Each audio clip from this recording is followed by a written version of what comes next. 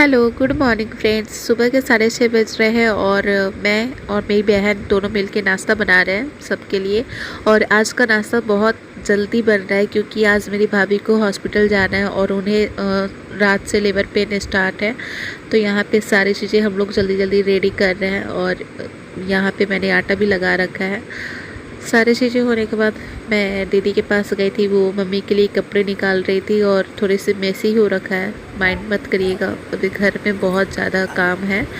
तो यहाँ पे मैं आपको भाभी से मिलवाती हूँ और इस टाइम में भी मैं भाभी के साथ थोड़ा वीडियो बना रही हूँ। थोड़ी देर में सब लोग घर से निकल गए थे और किसी ने नाश्ता भी नहीं किया था। सारे जो चीज़ें हम लोगों ने बनाया था उसे पैक कर दिया था लंच में। और यहाँ पे मेरा भाई कार भी लेके आ चुका है और सब लोग जाएंगे, मम्मी भैया और भाभी, और साथ में एक और नर्स भी है। पापा नहीं जा रहे हैं अभी, पापा जाएंगे दोपहर में। और मैं और मेरी बहन और मेरी बेटी सब लोग घर पे रहेंगे क्योंकि अभी जैसे कि आपको पिछले व्लॉग में पता होगा कि मेरे घर में बड़े पापा का डेथ हुआ है। तो उस रीजन से हम लोग नहीं जा पा रहे हैं और हमें समझ में नहीं आ रहा कैसे रिएक्ट करें, क्योंकि एक तरफ खुशी है और एक तरफ गम है। लेकिन अभी हम फोकस करें अपने नन्हे मेहमान पे, वो जब आ जाएगा तो हमारे घर में खुशियाँ ही खुशियाँ होंगी।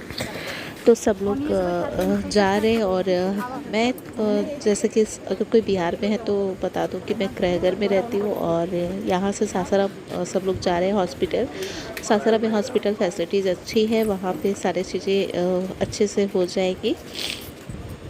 तो यहाँ पे आप देख सकते हैं, तो उस साइड मेरी बुआ खड़ी थी और ये मेरी भाभी, उनको पिलो लगाया जा रहा है, थोड़ा पेन ना हो और बैक में सपोर्ट अच्छा रहे। तो सब लोग 7:30 बजे तक निकल गए थे और सब लोग के जाने के बाद घर काफ़ी सूना सूना लग रहा था और अच्छा नहीं लग रहा था, मन नहीं लग रहा था घर में। लेकिन वेट करेंगे नन्हे मेहमान का। हेलो गाइस, आज है 7 अगस्त और अभी मैं अपने घर की बालकनी में खड़ी हूँ और सुबह के 10:30 बज रहे हैं। और यहाँ पे मैं अपनी जो बेबी के कपड़े थे, शालवी के कपड़े थे, छोटे छोटे वाले कपड़े, उसे धोई हूँ और यहाँ पे सुखवा रही हूँ। तो हुआ क्या है कि मेरी बेबी मेरे घर में एक और नन्हा मेहमान आने वाला है और आ चुका है। बस 7 दिन का वेट और है, वो हॉस्पिटल में है और बाकी सारी चीज़ें नॉर्मल है, सब लोग ठीक है, भाभी भी ठीक है और मेरी बेबी भी, मतलब मेरी भतीजी भी ठीक है। तो बहुत अच्छा लग रहा है कि एक बार और हमारे घर में खुशियाँ आई हैं और सालवी के बाद ये सेकंड बेबी हमारे घर में आया है और मैं अभी मायके में हूँ।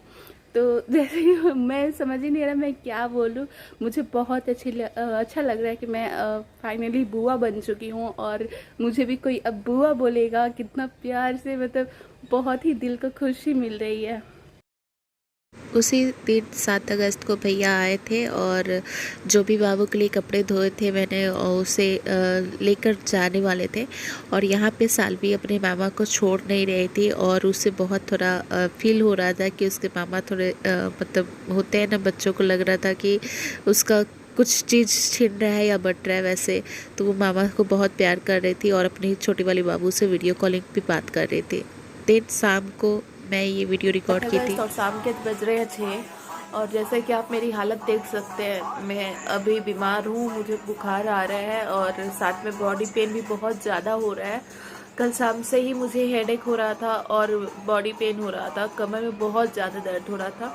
रात होते होते ये दर्द भी बढ़ने लगा और फीवर अंदर से आने लगा। और कुछ दिन पहले, 1 हफ्ते या 2 हफ्ते पहले, मैं टाइफाइड हुआ था मुझे और टाइफाइड का मैंने डोज भी लिया था, जो कि इंजेक्शन लगते हैं ना, वो मैंने 6 7 8 इंजेक्शन लगवाया था। उससे पहले, इंजेक्शन लेने से पहले मुझे पानी भी चढ़ाया गया था। तो बहुत लोगों ने कहा था कि मेरे फैमिली में किसी ने बोला कि टाइफाइड होता है तो बट उसमें पानी नहीं चढ़ाते, बट मुझे पानी चढ़ा था और थोड़ा सा लाइट का प्रॉब्लम हो रहा है तो मुझे पानी वगैरह लगा था। और देन उसके बाद मैं हर दिन में 2 बार इंजेक्शन लेती थी, सुबह और शाम। और वो कंप्लीट होने के बाद 1 हफ्ते तक वो सारा कंप्लीट हो गया था। तो देन मैंने इंजेक्शन लेना बंद कर दिया और उसके बाद मैं काफ़ी अच्छी हो गई थी। मैं चलने फिरने लगी और घूमने लगी थी, काम वाम भी होता था।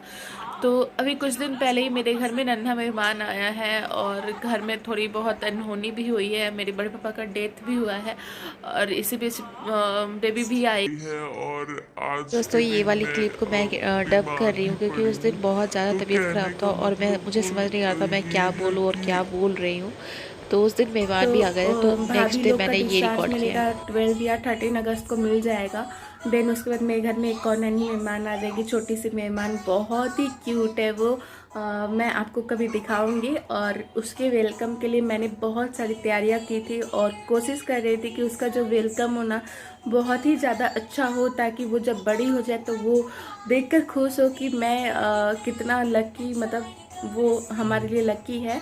और सारी चीज़ें उसको दिखाया था, लेकिन अ, कर भी क्या सकते हैं। अभी जो ऐसा सिचुएशन हुआ है घर में, जो माहौल बना है, मतलब करने का तो दिल है बट समझ नहीं आ रहा कि कैसे क्या करें, क्योंकि एक साथ खुशी भी है और एक तरफ गम भी है, तो दोनों चीज़ें बैलेंस नहीं हो पा रही है। लेकिन मैं ऐसा नहीं करूँगी, मतलब कहने का मतलब कि मैं थोड़ा सा तो अपनी बेबी के लिए, अपनी भतीजी के लिए तो कर ही सकती हूँ। और मेरे बड़े पापा जो है ना, वो बहुत ही ज़्यादा जिंदा दिली इंसान थे और वो हर एक लम्हे को, मतलब एक कहते हैं ना, हर एक लम्हे को खुल के जीना, वो उनमें आता था। और वो भी अगर होते तो मेरे घर में मतलब बहुत ही अच्छा रौनक होता। जब हमारे घर में बेटी आई है, बहुत दिनों के बाद, मेरे आने के बाद इस घर में बेटी आई है, तो बहुत ही ज़्यादा खुशी होता। और मेरे बड़े पापा तो मतलब क्या ही बताया, बहुत ही अच्छे अलग लेवल पे वो तैयारी करते हैं। रंगोली वगैरह बनाना और आरती वगैरह सारी चीज़ें वो करते थे अपने टाइम से ही। और मुझे बहुत अच्छा लगता अगर वो होते, तो हम बहुत मिस करते हैं पापा को। गाइस ये वाला जो हम लोग का हॉल है ना, ये डाइनिंग हॉल है और यहाँ पे थोड़ा सा स्टोरेज हो चुका है, क्योंकि मैं बताना नहीं चाहती थी, लेकिन बार बार वीडियोस में आते हैं ये सारी चीज़ें, तो आपको बताना पड़ेगा। हम लोग यहाँ पे रहते नहीं हैं, मम्मी पापा भैया भाभी रहते हैं, तो उन लोग के अकॉर्डिंग जैसे ही अच्छा लगता है, जहाँ स्टोर करना होता है करते हैं। यहाँ पे दोनों ड्राम में रखा हुआ है, जिसका ये तो कॉमन है, हर कोई के घर में रहता है। और इसमें सारी चीज़ें हैं। नीचे वाला फ्लैट रेंट लगा हुआ था, वो खाली हो चुका है, तो वहाँ पे चला जाएगा ये सब सामान। और ये वाला जो पानी का बोतल है, मेरे लिए आता है, क्योंकि मुझे यहाँ किराएघर का पानी उतना अब अच्छा नहीं लगता है जब से शादी हुई है, क्योंकि जगह चेंज होने के बाद पानी वानी का टेस्ट भी चेंज हो गया है। तो मैं जब भी आती हूँ तो वो बॉटल आता है। और ये मेरा रूम है, मैं शादी से पहले भी इस रूम में रहती थी और अभी भी रहती हूँ। तो और चीज़ें कुछ है नहीं आपको दिखाने के लिए, जब कुछ नया कुछ करूँगी तो आपको ज़रूर दिखाऊंगी। और अभी क्या बोलूँ, तबीयत भी ठीक नहीं लग रहा है, बोलते बोलते सांस भी मतलब बहुत फूल रहा है।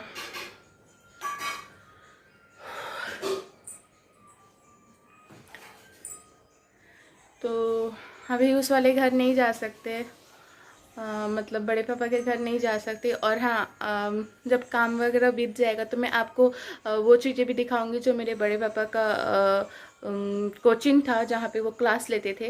उनकी जो बोर्ड है ना, वाइट बोर्ड, जिस पे वो पढ़ाते थे बच्चों को, वो अभी तक है। और हम नहीं चाहते कि वो कोई डस्ट, मतलब डस्ट ऑफ करे, मतलब मिटाए, उसे रिमूव करें। मैं तो बोली नहीं, मन का बात मन में ही रह गया है, लेकिन मैं बोलूँगी कि प्लीज़ इसे ना रिमूव करिएगा, क्योंकि वो निशानी तो हर चीज़ है पापा का, लेकिन वो चीज़ है जो कि उनके आखिरी वक्त में उनके साथ हुआ है। वो मतलब जाते जाते भी मतलब जग कल्याण होता है ना, लोगों के बारे में सोचना, वो सोचे, उनको पढ़ा के ही गए थे। बहुत ही अच्छे इंसान थे मेरे बड़े पापा। यही सब बातें हैं, हम समझ नहीं आ रहा है कि एक साथ हम लोग कौन सी चीज़ों पे फोकस करें। मतलब एक तरफ गम, एक तरफ खुशी, नहीं होता है बैलेंस। बहुत याद आता है पापा को।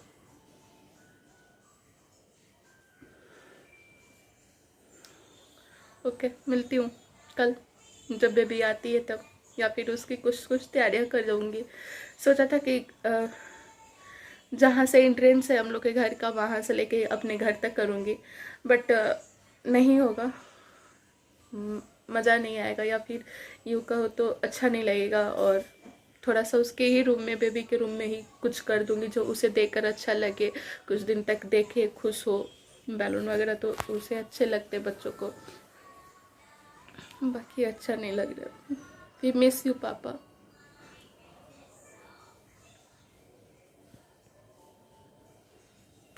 तो गाइज़ मैं चाहती हूँ कि मैं इस ब्लॉग को यहीं पे एंड करूँ और आपको नेक्स्ट पार्ट दिखाऊंगी, क्योंकि समझ नहीं आ रहा कि मैं कौन सी चीज़ें आप लोग के साथ शेयर कर रही हूँ, क्या चीज़ें छोड़ रही हूँ। जब तो गाइस ये है हमारे घर का मेन एंट्रेंस और यहाँ ये है बड़े पापा का फ्लैट के नीचे ही मतलब जो रूम था उसी में उन्होंने कोचिंग स्टार्ट कर रखा था जब वो रिटायर्ड हो गए थे। तो रिटायर्ड होने के बाद यहाँ पे बच्चों को पढ़ाते थे और ये है उनका क्लासरूम।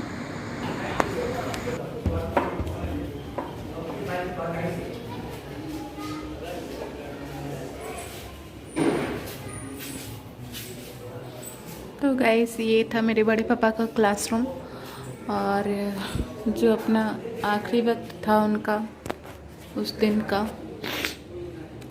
उन्होंने यहीं बिताया था। और ये है उनका बोर्ड जिस पे उन्होंने ज्योग्राफी पढ़ाया है।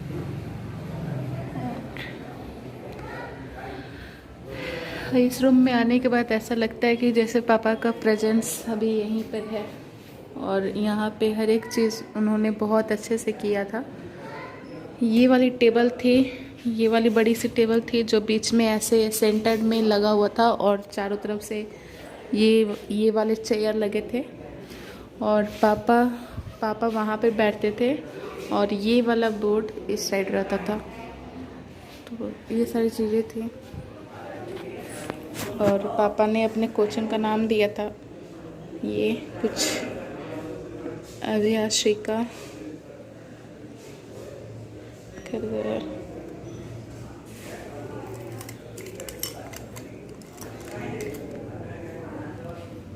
यहाँ पे कुछ पेंटिंग है स्टूडेंट ने बनाया है।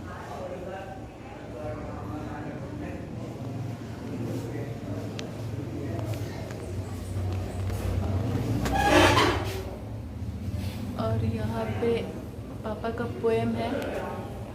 पापा बहुत पोएम याद किए थे और अपने बच्चों को पढ़ाते थे। मुझे भी 2-3 पोएम याद कराए हैं जो मुझे अभी तक याद भी है। तो ये वाली चीज़ें मैं इसकी फ़ोटो ले लेती हूँ।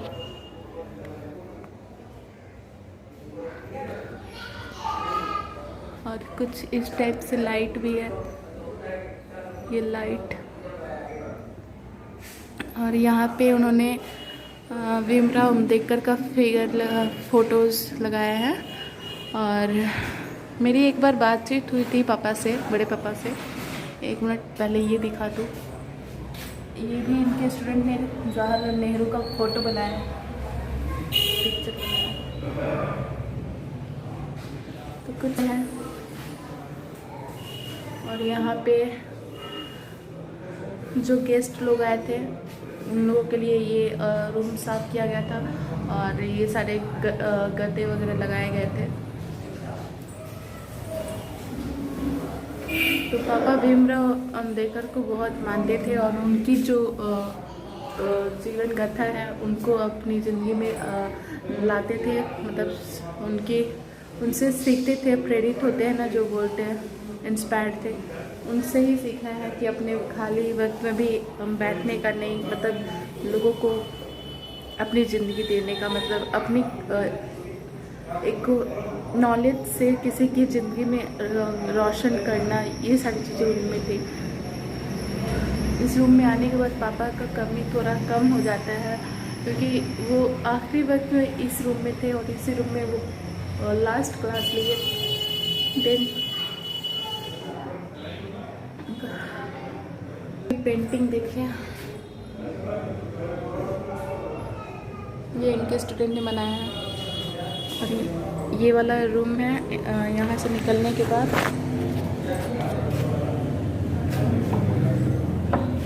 और एक पेंटिंग मैंने दिखाना भूल गई, ये फिगर जगन्नाथ मंदिर का है, पापा ने बनाया है।